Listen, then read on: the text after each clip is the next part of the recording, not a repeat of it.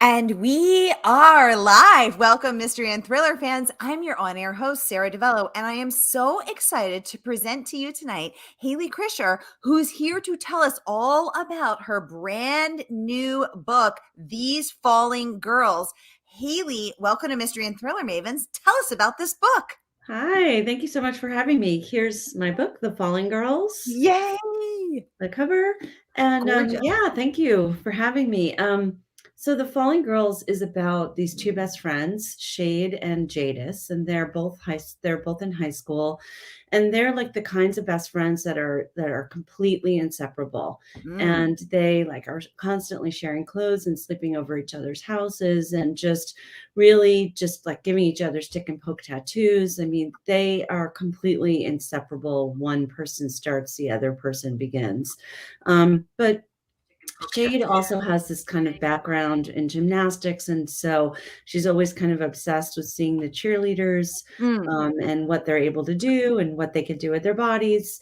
Yeah. And so she makes Jadis come to all of these, like go to like different cheerleader events, and she decides one day that she also wants to be a cheerleader. And Jadis is like completely shocked because Jadis is like the wild child, and these two are total outsiders. And then she joins the team, and Jadis feels like she's like it's like a breakup, like a real betrayal.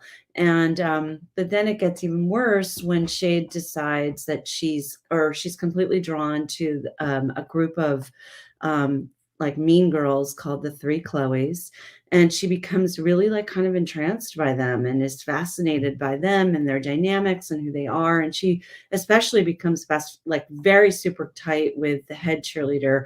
Her name is Chloe Orbach. And so one night at the homecoming dance, Shade drags Jadis along, and she's like, I want you to hang out with my friends. And then all of a sudden, one of the cheerleaders suddenly dies. And so Shade can't help but think, does Jadis have something to do with it? What's happening? And so that's what happens. That's The Falling Girls. Ooh, well, you hooked us good, Hayley, and I can't wait to get into this because there's so much to talk about here. High school dynamics that carry into adulthood, female friendships, bullying. Oh my gosh, we're going to talk about cheer culture, high school culture, girl culture. We're going to talk about all of it. But first, I just want to welcome everyone who is watching with us on Facebook, on YouTube, on my channels, Murder by the Book channels, wherever you're watching from. You're in the right place. This is the right time. If you've been here before, you know how this works. This is your time every Monday for hashtag Mystery Monday, because you know Mondays can be murder. I give you my handpicked authors and you get to ask them anything. So this is your time. Ask Hayley about her career as a journalist, her career as a writer, cheer culture, her writing practice, how she picked her killer. There's a story there. We're going to get into it. Anything that's going on in your mind, get those questions going in the comments. I'll get them right over to her. I want to welcome Susan, welcome Alois, welcome, I hope I'm saying that right, welcome Chrissy, welcome Anne, welcome Audrey, welcome Pat, welcome Leslie from Canada, giving us her Canadian hello there. It brings me so much joy. Hey, Leslie from Canada, so good to have you here with us always. So Hayley, let's get right into it. This book is getting all kinds of great reviews. Kit Frick, author of I Killed Zoe Spanos, raving with The Falling Girls.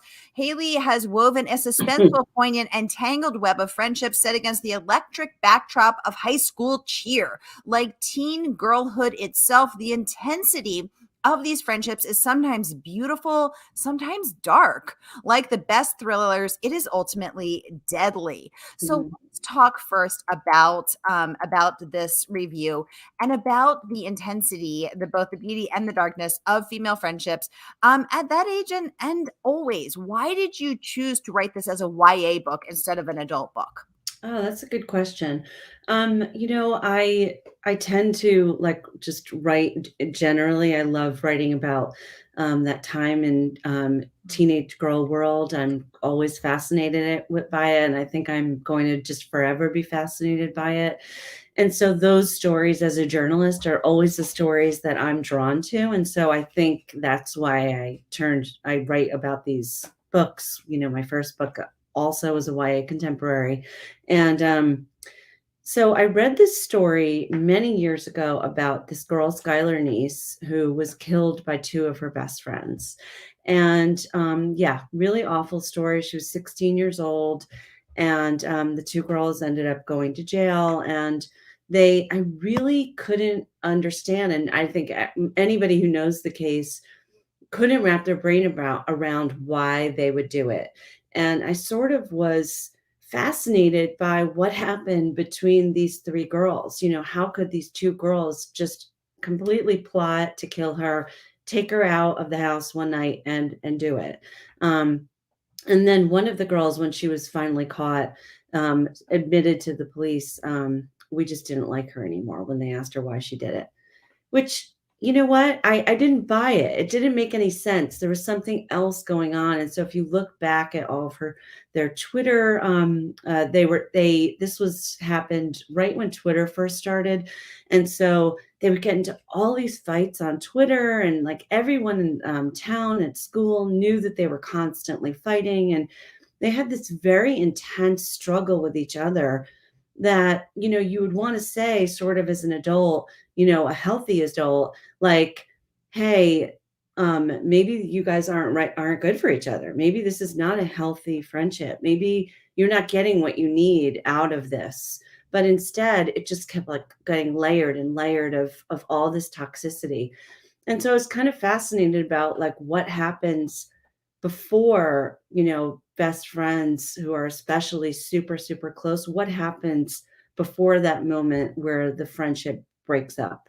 Um, and so I really, yeah, wow, yeah, exactly. It was really intense, and it just made me realize, God, I had these super intense friendships when I was in high school, and I wondered, obviously, murdering someone is not the option ever, but I was really, like I said, fascinated sort of by that toxicity that happened before that, and so that's what I delved into when I started writing The Fallen Girls. It's really the cheerleader story is sort of just this backdrop. It's really a best friend breakup story.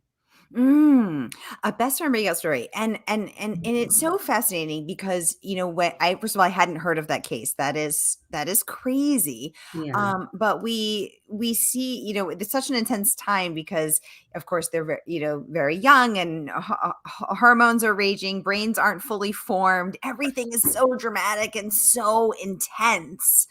And yet some of the dynamics of female friendships, of toxicity, of not being able to just say, you know what, this isn't working anymore, actually does carry over into adulthood, where we continue to see bullying in friendships or adult friendship circles. In the workplace, we see exclusion, and bullying doesn't hurt any less later on. So it's interesting how some things change and some things stay the same. Leisha Haney joining us from Texas saying, hello, ladies. Sorry I'm late. Leisha, you're right on time. Welcome to the conversation. Great to have you as always. Top mystery and thriller maven community member there. Great to have you. So Hayley, how has or sorry, Leisha has a question. She's saying, wow, they had to kill her just because they didn't like her anymore. So sad. So when you delved into this story, Hayley, did you find that there actually was more to the story, or was it just that simple? There was more to the story, and I think that the girls, didn't necessarily say I think they didn't like her anymore. I think that that definitely happened. Wow. But I think it was more than that. I think what Mhm. happens is, I think with teenagers, I think we all know this, is that your brain isn't completely fully developed, the rational thinking, conscious, like the choice making part of your brain is not fully developed. And I think that these emotions are so intense, so heightened. You've got all of these hormones raging. And I think definitely those girls were sociopathic, psychopathic. One of them definitely had guilt. The other one, I don't think she did at all. But I think what happens is that those feelings are so intense, and like I said, I really could, remember that kind of feeling that I had when I was in high school, where you cared about somebody so much and then they hurt you that you did feel like you wanted to just kill them. Now, obviously, I didn't do that, but I don't think that I had those experiences in college. I sometimes had those experiences with some other friends where you have this intense female friendship and then you just feel so devastated if the friendship ends. And it can make you feel really alone and isolated. It can make you feel like you are lost and really don't have anything. Especially when you're dealing with sort of with unstable kids who can be really depressed. You can make choices that are really bad for you. And that's sort of how I see all these characters. I don't see any of them as horrible people in my book. That is, I'm not talking about the Skylar Niece case. Right. But they're not horrible. They're human, Mhm. and they're human with flaws. And we all have done things in our lives, with friends, in romantic relationships and situations that we're not proud of, Mhm. and acted in certain ways that we shouldn't have acted. And Mm. so I felt, to me, it just felt very relatable. I wanted to really explore that, especially the toxic friendship stuff. If you've ever been in a toxic friendship, you know what I'm talking about, because there's a lot of blurred lines, between like, what is my allegiance to you, and can I make other friends? And you Mm. have a lot of jealousies and a lot of feelings and like loyalties that would probably come up more in a romantic relationship, but that happens in friendships too, especially toxic Absolutely. ones. Yeah. Absolutely, and I'm so glad that we're talking about this and that you're writing about this because there's a lot to talk about here that often doesn't get talked about on the page or on screen or in conversation. So this is great. Leisha saying girl bullies can be so very, very cruel. Very. Leisha, absolutely right, and especially when I mean bullying never stops hurting. Exclusion never stops hurting. Whether you're an adult, I've been bullied as an adult. I've been excluded, and it's always painful. Yeah. Amazingly so. We're social creatures. We're community creatures. Leslie saying, Hayley, you mentioned your fascination with these relationships in youth. Was this what drove you to write this book? I know I had some struggles in the relationships and interactions with females across life is interesting. Leslie, well said. Hayley, can you respond?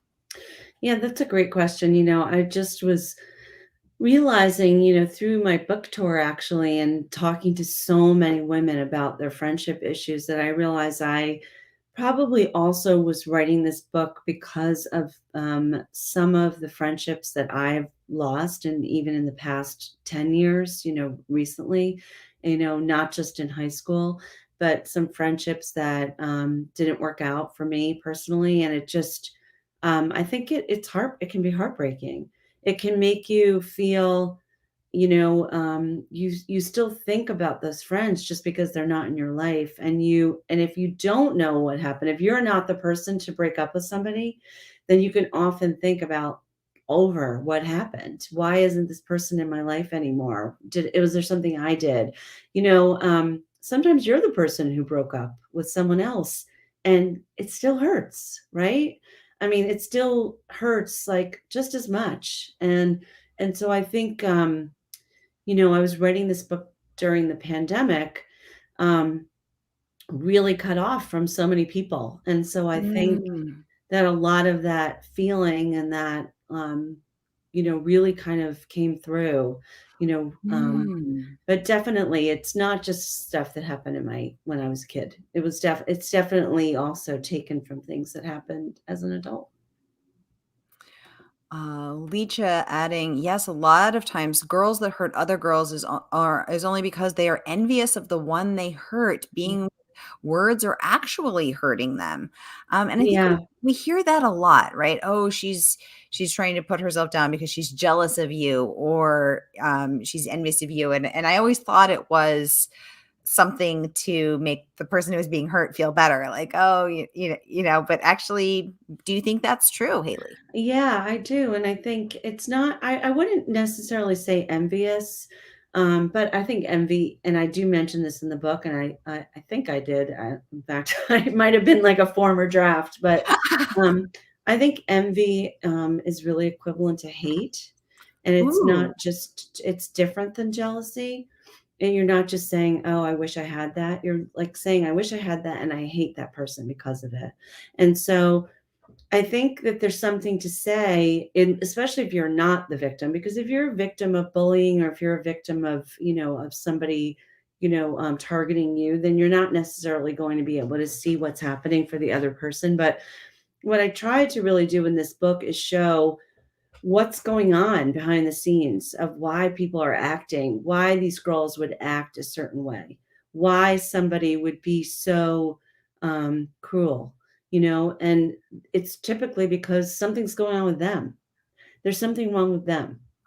If they can act so cruel or isolate or exclude, and to a degree that's cruel. We're not just talking about like we right. don't connect, we don't, maybe that, what, we don't have to hang out all the time, like this is just not a best friendship.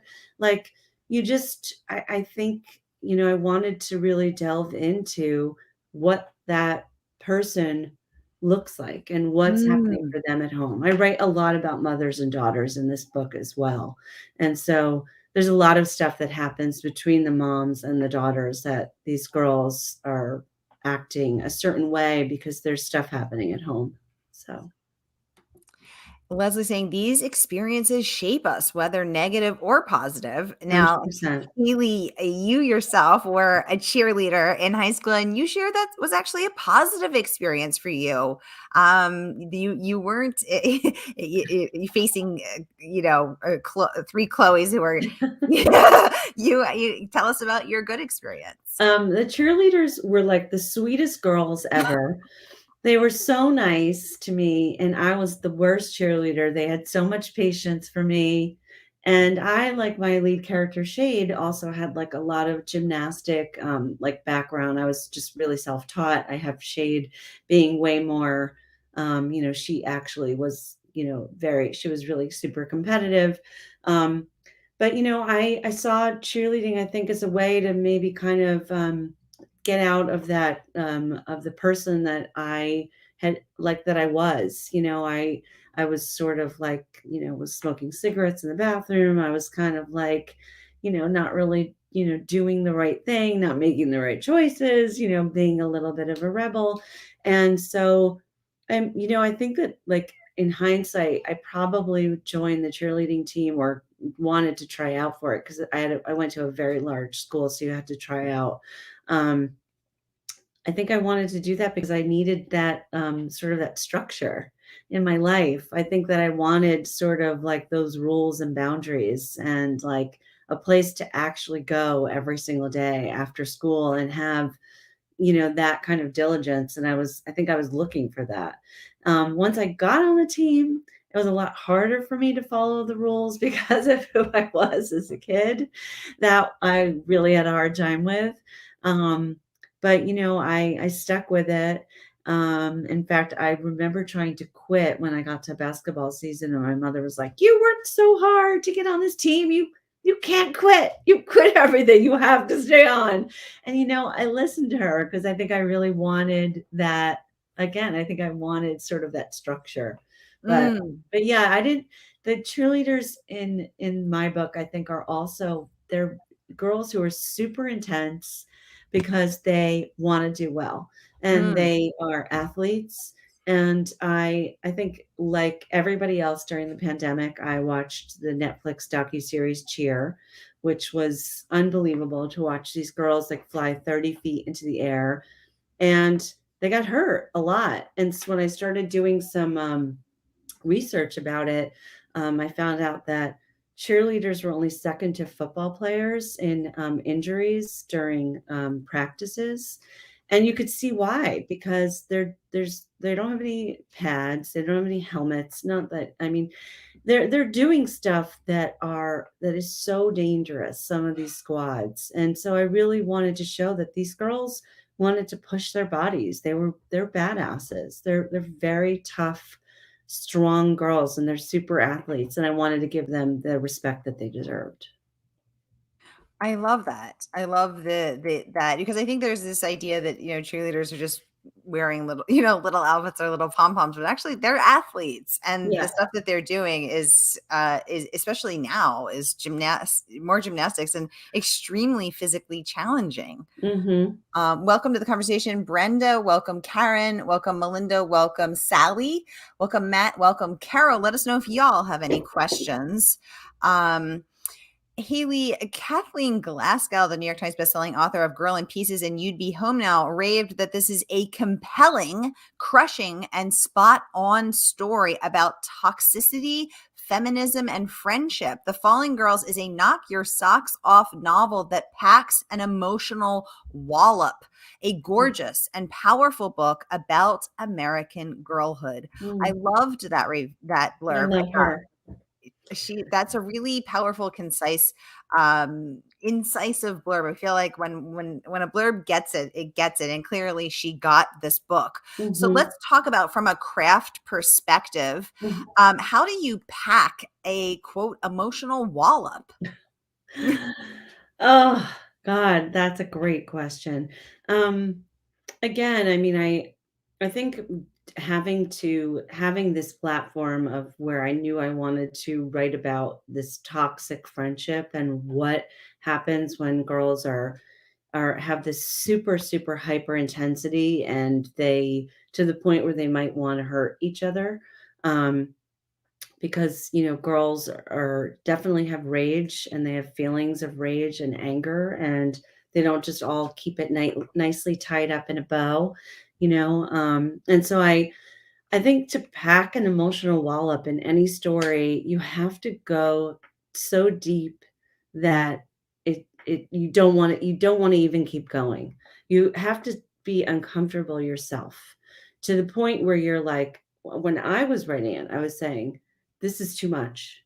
And that's when I realized I have to keep going because especially I think when you're writing with an editor, it Mm, helps because I already had the book deal for this. And so, I knew I could push it really hard, and I did. mm, I had these girls initially like having fist fights and really pushing it physically to a whole other limit level.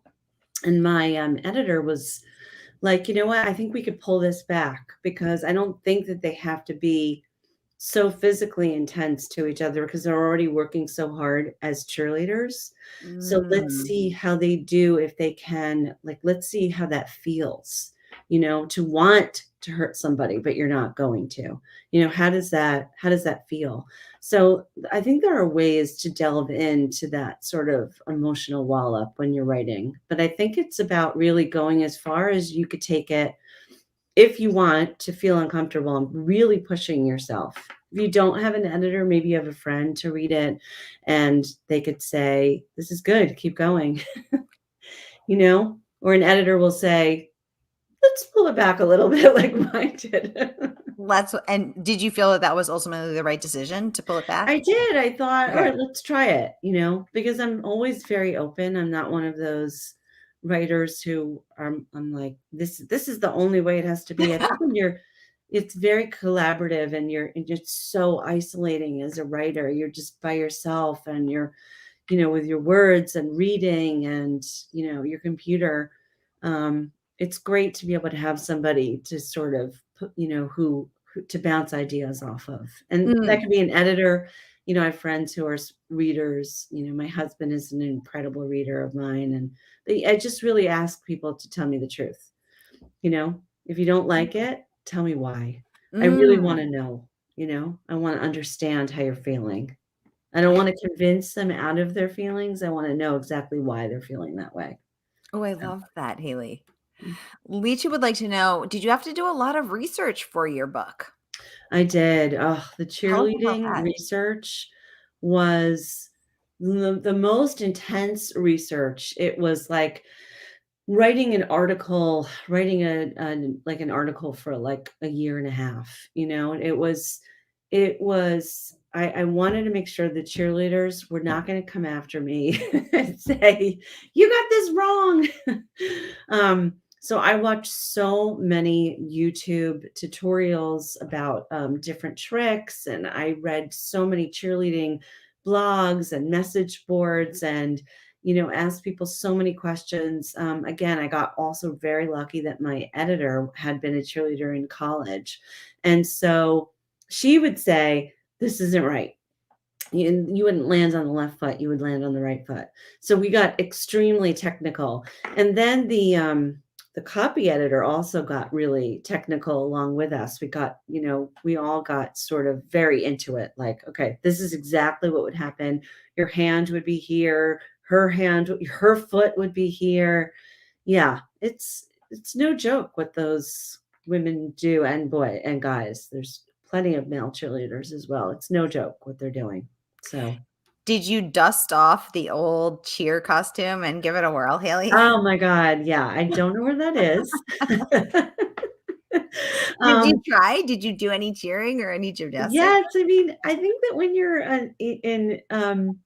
I did go to like a couple of high school football games, and I hung out. I met some cheerleaders, high school cheerleaders who were adorable and so sweet. And when I saw them throwing each other up in the air, I like hid my face because it's terrifying. But these kids work really hard to make sure that everybody is safe. So, Yeah, it's amazing because sometimes I watch. Actually, a friend of mine's daughter is a cheerleader, and when I watch them tossing her, as you said, 30 feet in the air and spinning, and then depending on them to catch her because a fall would kill or maim her.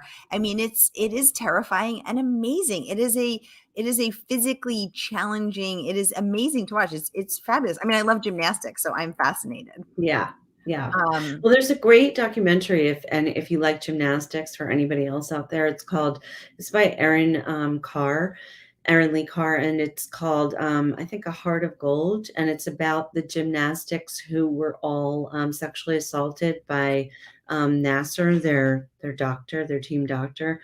And it was really an incredible documentary. But it very much talks about how these girls use their body as weapons. And I've also really took that into the book as well, that mm. that they're not just like performing for you. They're doing this as this, very intense, if you're looking at other sports, that's how these boys and girls, when they're playing soccer or something like that, or volleyball, they're using their body, to shield other players. So cheerleaders are doing the same thing, but they're whipping their bodies individually doing that. So it's, yeah, really, really great documentary. Amazing. I want to remind y'all to grab your copy of the book tonight. I'm putting the link in the comments. Support a female-owned bookstore and grab your copy of The Falling Girls. Here is the link right now in the comments, wherever you're watching. Grab it tonight so that you too can enjoy this emotional wallop of a book. Getting so many great reviews, Booklist raving that this sophomore novel, which means Hayley's second book, explores the kinds of toxic relationships that teenagers often find themselves in. A heavy dose of cheer terminology immerses readers in that world, while strong themes of independence, friendship, and boundaries will speak to teen readers. It is gripping, raves Booklist. So grab your copy of this gripping book tonight.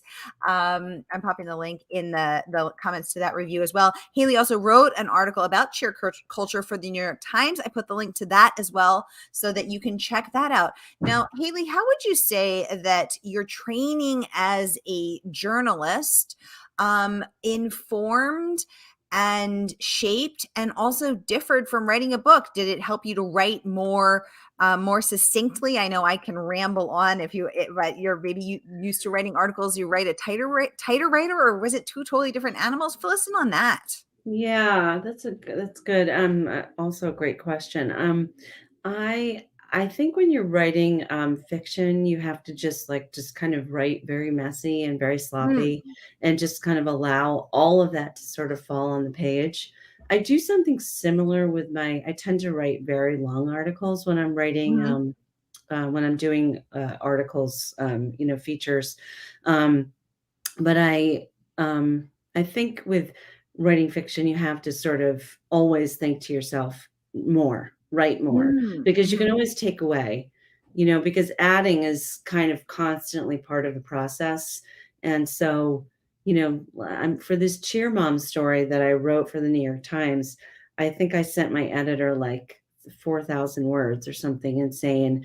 And, we did cut it down a little bit to like 3,000, but it's a very long article. But I really like that. I like being able to just put it all out there, and then you could always shave it back, you know? So I think the other thing too about my books is my first book was called Something Happened to Allie Greenleaf, and it was also about sexual assault. Um, and I did use a lot of research for that book as well. And I looked at different cases, and I looked at a lot of different studies, and also researched certain police tactics. And so I think between that book and this book, I seem to really like kind of ripped from the headlines books. Mhm. I like being able to see what happened to real people, and really delve into that. It's part of my journalism background. I think that that's just what I'm personally attracted to. I'm personally attracted to that too. I love that. I Yeah. love that. Leisha saying, your book sounds very intriguing and a must read for all. Thank you for sharing about it. Leisha, thank you for joining us. As Thank always, you. a pleasure to have you.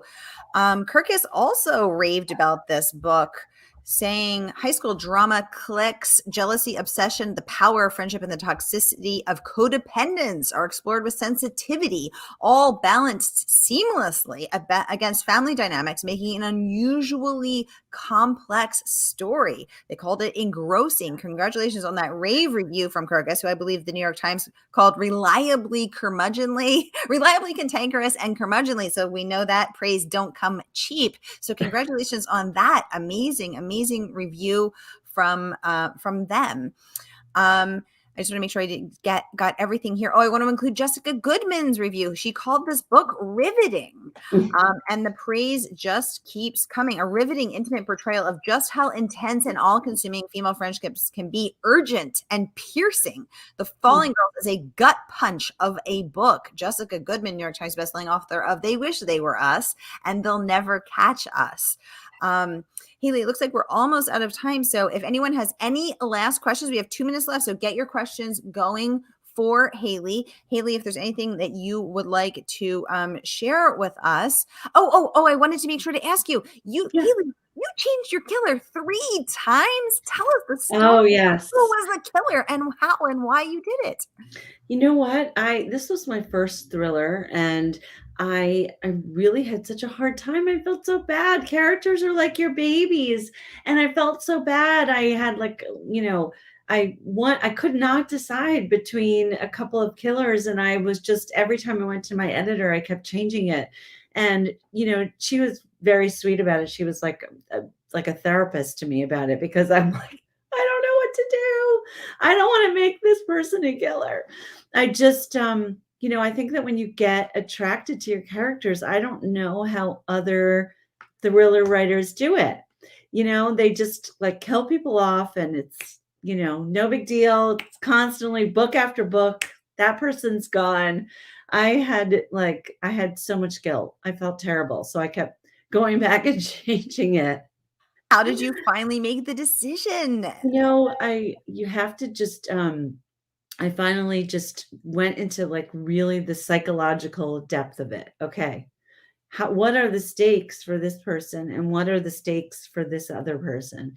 And I think I kind of just did like a pros and cons kind of in my head, and just kept writing it until I decided, okay, this has to be it. This has to be it. This is the only way it's going to work. And it just it worked. I felt good about it. It was but I had to really write through it. It just goes to show you that, writers, sometimes the thing that we're supposed to be writing first kind of can come last. And I thought I knew who the killer was right from the beginning, and then I changed her a bunch of times. So Did it feel right in your bones? Yes, it Yeah. did. It did. It felt right in my bones. It did. It was, I knew I wasn't just throwing somebody under the bus. I had a really I Mm, really I knew that this person was aching themselves. Like mm. I'm not trying to excuse any murderers, or any murdering, but I ached for her. I ached for her. So, yeah. I don't wanna I give anything away, I so like that you even I'm have trying sympathy to, for them. like, keep it very vague, but, Yes, you know yes. We have a no spoiler policy here. Welcome, Elizabeth, Jean. Welcome, Stephanie. Welcome, everybody. Oh, I have missed one more question. Leisha would like to know, did you have your title before you wrote the book or after? Leisha, great question, because this Yeah. is a cool title. Tell us the story of the title, Hayley. Yeah. Well, the girls, Shade, the best friends, Shade and Jadis, give each other stick and poke tattoos. And then something happens where Shade ends up giving Chloe Orbeck, one of the cheerleaders, also a stick and poke tattoo. And so that becomes an issue with the girls in the book. Everyone's very upset about these tattoos because it's a real symbol of like, you're my best friend. No, you're Yeah. my best friend. So and then one of the characters actually says, when you tattoo somebody, you own a little piece of them. And so that just goes to show you how layered these intense friendships are. But so the original name of the book was called Stick and Poke. And I went with that for a long time, but the Penguin wanted to change it. So we went with the Falling Girls. And there's a lot of reasons why. And also, again, I don't want to spoil why, but if you read the book, you'll completely understand. There's multiple reasons why it's called the Falling Girls. So Did they come up with this Falling Girls, Hayley, or you did? We all kind of came up with like a list of different titles and then it settled on, I think they said that Stick and Poke wasn't quite right. And did I have any other ideas? And I did. So, because I knew that they weren't going to love Stick and Poke. I don't know why, but I think a lot of people, when they're reading this book, they're saying, what is a Stick and Poke tattoo? I actually didn't know. So Yeah. Yeah. so it's good. So thank you. All right. I want to remind everyone, grab your copy of this book tonight. Shop local. This weekend was Small Business Saturday, but every weekend should be Small Business Saturday, because if we want to have bookstores to browse and book aisles to wander and book experts to chat with, we've got to put our money where our mouth is and shop female owned independent bookstores, everybody. Oh, Leecha's saying thank you so much for answering my questions. It has been very nice to meet you and to learn about your book. Leecha, always a pleasure to have you. Thank you You so much too. for Thank you. joining us. Okay, everybody, I popped the link in one more time. Grab your copy at murderbooks.com. Here is the link. A perfect gift for yourself or for others. Also, we're almost we're overtime, but I just have to say, you also got a rave review from the Seattle Times by an actual teen Oh, that was great. reviewer. Yeah. So that was really cool to see that they asked a young adult what to review a young adult book. That was a very cool idea. And I suddenly thought, why are we asking adults to read, I to read know. this? Leslie's saying, thank you so much. Leslie, thank you for joining us all the way from Canada. A delight to have you. If anyone wants to check out the Seattle Times review, it is lovely. Check it out. The link is in the comments as well. All right. Hayley, it has been a delight to host you. Thank you for this very illuminating, deep conversation. Thank you for this book. What a pleasure to get to know you and to have you here on Mystery Thriller Mavens. And I hope you will write another thriller, even though you'll have to kill another person on the page and another killer, so you can come back and talk to us. Thank you so much for having me. This was really fun. Appreciate it. Nice, great Monday night event. Yay. Thanks for all the hearts up on Facebook, y'all. All right. I'll be back at the top of the hour with Wanda Morris. Stay tuned, mystery fans. I'll see you soon. Hayley, thanks again. Bye.